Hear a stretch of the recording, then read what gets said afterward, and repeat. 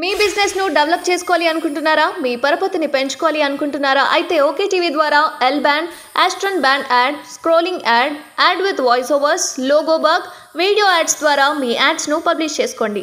సంప్రదించవలసిన phone number 8520917933.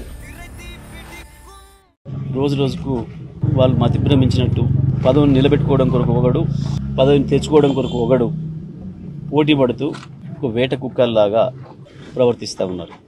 అన్న దగ్గర నుంచి గుంజుకోవాలని తమ్ముని దగ్గర తమ్ముని రాకుండా అది నిలబెట్టుకోవాలని అన్న.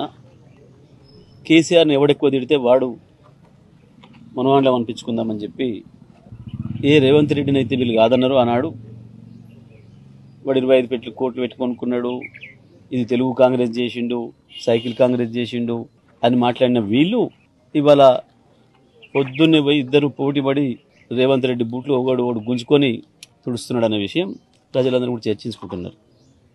రేవంత్ రెడ్డి ఆఫీసులో అటెండర్లు చర్చించుకుంటున్నారు.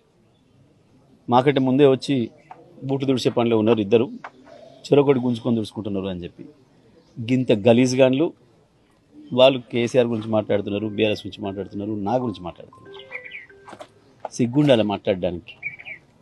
వ్యాపారం రాజకీయాలని వ్యాపారమయం చేసి దళారీల్లాగా పార్టీ నమ్ముకొని వీళ్ళమ్ముడు పోయి పార్టీని నమ్ముకున్న కాంగ్రెస్ కార్యకర్తల్ని మోసం చేసిన చీటర్సు వీళ్ళు మాట్లాడతారు మా గురించి. కేసీఆర్ మీద మాట్లాడేంత ఇదా వీళ్ళకి? ఏ రకంగా 20,000 కోట్లకు ఆనాడు బీజేపీకి కాంగ్రెస్ పార్టీని అమ్మి ఎట్లా ద్రోహం చేసిండో కాంగ్రెస్కి ఉంది ప్రజలందరి మధ్యలో. ఇప్పుడు తమ్ముని పంపించి ఇవతల నిలబడి తమ్ముడికి ఓట్లేమని చెప్పి బీజేపీకి ఓట్లేమని చెప్పి కాంగ్రెస్ నాయకుడిగా కాంగ్రెస్ ప్రచార నాయకుడిగా ఉండి బీజేపీకి ఓట్లేమని చెప్పిన ఈ నీచుడు వీళ్ళకు ఓ నిబద్ధత, ఓ పద్ధతి, అసలు వీళ్ళకి మాట్లాడే అర్హత ఉందా? మొట్టమొదటి కేసీఆర్ గారు ఈ జిల్లా శని, ఈ జిల్లాకు పట్టిన శని వీళ్ళిద్దరు ఏ అర్హతతో మాట్లాడుతున్నారు వీళ్ళు?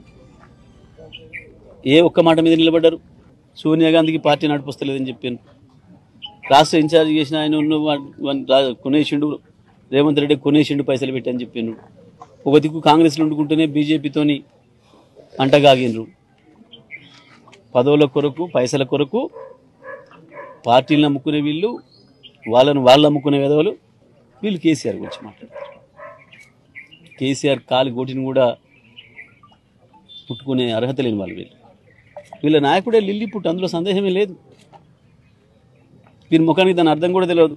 వెంకరెడ్డి అంటానికి లిల్లీ పుట్టు అంటే ఏందో 100% లిల్లీ పుట్లు వీళ్ళు. కేసీఆర్తో పోల్చుకున్నప్పుడు రేవంత్ రెడ్డి అనేవాడు లిల్లీ పుట్టు, అందులో సందేహం ఏం లేదు. కేసీఆర్ కాబట్టి చాలా సరళమైన భాషలో, సరళమైన పద్ధతిలో చెప్పాడు. కార్యకర్తలను అడిగితే అంతకంటే ఎక్కువ చాలా పెద్ద పేర్లే ఉన్నాయి వీళ్ళకి.